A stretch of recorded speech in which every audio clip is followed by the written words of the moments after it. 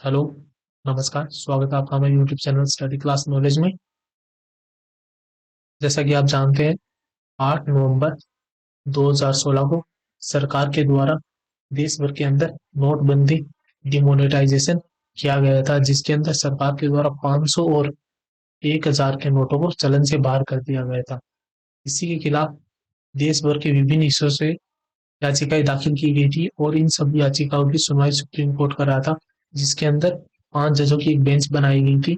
इसी 5 जजों की बेंच इन याचिकाओं की सुनवाई कर रही थी और उसी ने आज 2 जनवरी 2023 को इसके ऊपर अपना फाइनल वर्डिक्ट सुना दिया गया है, जिसके अंदर सुप्रीम कोर्ट के 5 जजों के अंदर से 4-1 में इसका फैसला सुनाया गया है, जिसके अंदर 4 जज इसके पक्ष में और 1 जज इसके विपक्ष में अपना मत दिया है। तो आगे हम वीडियो में इन सब की चर्चा करेंगे और बहुत कुछ जानेंगे। तो चलिए शुरू करते हैं। सबसे पहले देश के अंदर 8 नवंबर 2016 को नोटबंदी लागू की गई थी। उसके खिलाफ देश के विभिन्न हिस्सों से लगभग 58 याचिकाएं पिटीशन दाखिल की गई थी और सुप्रीम कोर्ट ने इन सब पे एक जगह एक साथ सुनवाई करते हुए सरकार से सवाल किया गया था कि आपने 500 और 1000 के नोटों को किस कानून के तहत बंद किया है।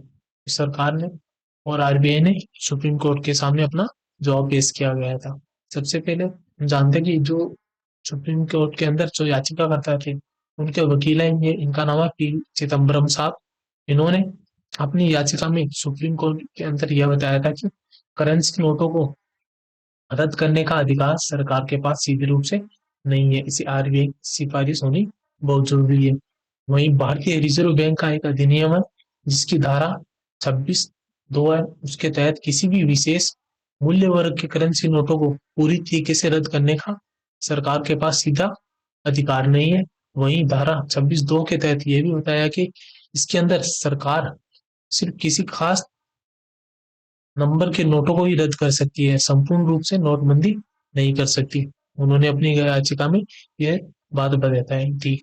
वहीं हम जानते हैं कि देश के जो प्रधानमंत्री है, इन्होंने 8 नवंबर 2016 को रात 8 बजे एक प्रेस कॉन्फ्रेंस की थी, जिसके अंदर इन्होंने बताया था कि रात 12 बजे से 500 और 1000 के नोट है, उनके ऊपर वो चलन से बाहर हो जाएंगे और पूरे देश में नोटबंदी लागू हो जाएगी।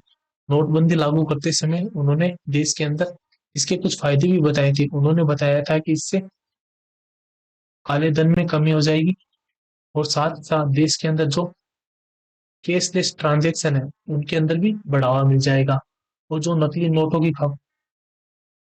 समस्या है, वो भी इससे पूरी तरीके से खत्म कर दी जाएगी।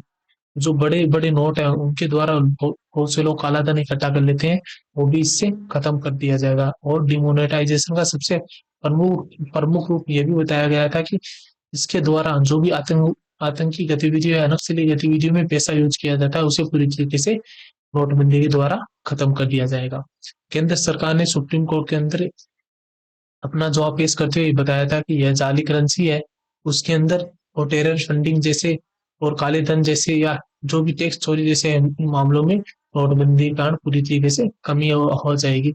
और इसके साथ ही इसके अंदर इकोनॉमिक पॉलिसी में बदलाव से जुड़ी सीरीज का सबसे बड़ा कदम नोटबंदी के द्वारा केंद्र सरकार ने उठाया है। और केंद्र सरकार ने यह फैसला आरबीआई के जो केंद्रीय निदेशक मंडल होते हैं, उनकी सिफारिश के द्वारा ही यह फैसला लिया गया है। और इसके बाद केंद्र सरकार ने नोटबंदी का फायदा बताते हुए यह भी बताया था कि देश के अंदर अक्टूबर 2022 के अंदर लगभग 730 करोड़ ट्रांजेक्शन, जिनकी मूल्य वैल्यू होती है लगभग 12 लाख करोड़ रुपए के लगभग, वो सब केसलेस ट्रांजेक्शन हुए हैं। वहीं इसकी अपेक्षा हम देखें तो कि 2016 के अंदर 1.09 लाख ट्रांजेक्शन ही हुए थे और उनकी वैल्यू थी 6,952 करोड़ रुपए। 2016 के अंदर जो ट्रांजेक्शन 1.09 लाख ट्रांजेक्शन हुए थे, वही बढ़कर 2022 के अंदर 730 करोड़ का डिजिटल ट्रांजेक्शन हो गए थे। तो उन्होंने नोटबंदी के ये फायदे केंद्र सरकार ने सुप्रीम कोर्ट में बताए थे। वहीं आरबीआई की जो गवर्नर है, ये इनका नाम है शक्तिकांत दास।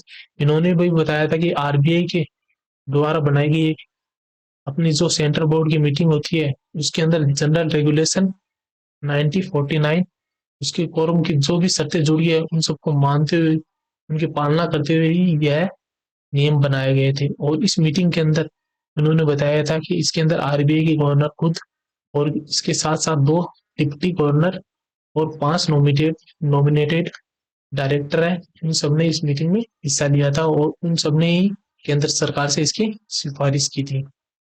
वहीं इस मामले की सुनवाई कर रहे 5 जजों में से सबसे पहले हम जानते हैं justice Rama Subramanian, justice B R Gavai, justice Abdul Nazeer और जस्टिस ए बोपन्ना और जस्टिस बी वी नागरत्ना। इन सब के अंदर जो संविधान पीठ है उसकी अगुवाई करने के लिए जो उनके अध्यक्ष थे जस्टिस एस अब्दुल नजीर, इन्होंने संविधान पीठ की अगुवाई की थी।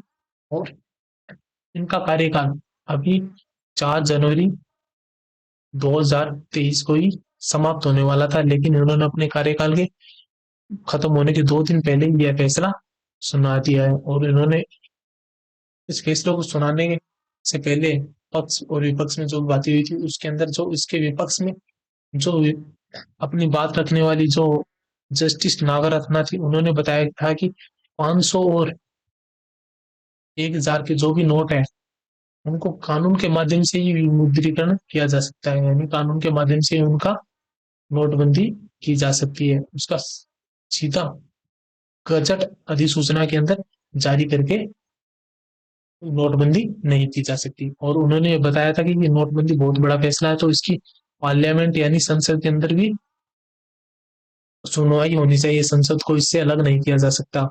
वहीं उन्होंने बताया कि आरबीआई के द्वारा जो भी प्रस्ताव या जो सिफारिश पेश की गई थी वह लगभग 24 घंटे के अंदर ही पूरी कर ली गई थी। उसके लिए कोई भी आवेदन की प्रक्रिया एक दिन में इतनी जल्दी प्रोसेस पूरी नहीं हो जा सकती।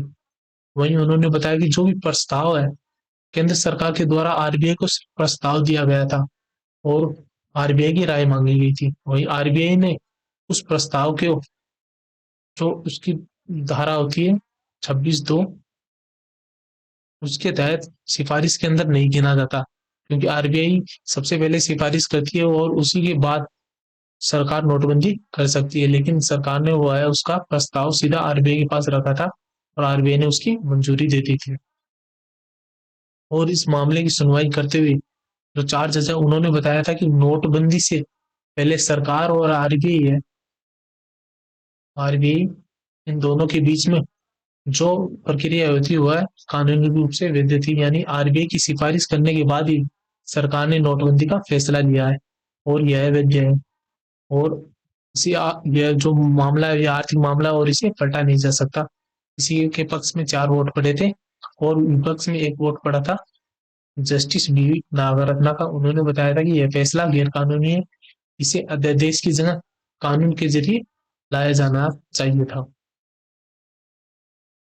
इसके बाद हम जानते हैं कि जो नोटबंदी हुई है उसके जो मकसद है वो उनके अंदर कितनी खरी उतर पाई है। इसके अंदर आपके मन में सबसे पहला सवाल उठ रहा होगा कि इससे कितना काला धन मिला।